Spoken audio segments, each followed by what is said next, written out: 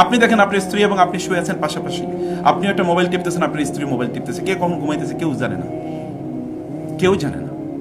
কারো প্রতি কারো কোনো ভালোবাসা নাই, কারো প্রতি কারো কোনো আগ্রহ নাই, কেউ কারোর সাথে সময় কাটায় না, কেউ কারো ব্যাপারে কনসার্ন নয়।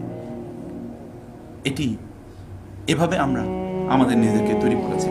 মানুষের জন্য করার সবচেয়ে গুরুত্বপূর্ণ ইস্যুটি কি জানেন?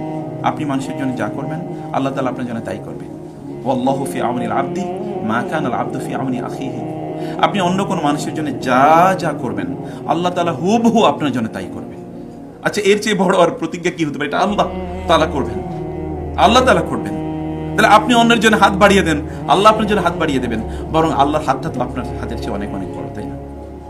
রাসূলুল্লাহ সাল্লাল্লাহু আলাইহি ওয়াসাল্লাম তো এই কথা বলেছেন।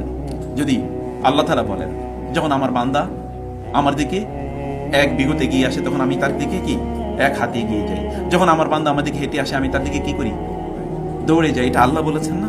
হাদিসে করছি তো, বুখারীর হাদিস। আল্লাহ তাআলা এগিয়ে দৌড়ে যান। আল্লাহর দৌড় আর আপনার দৌড়ের মধ্যে পার্থক্য কি? আল্লাহর দৌড় আর আপনার দৌড়ের মধ্যে পার্থক্য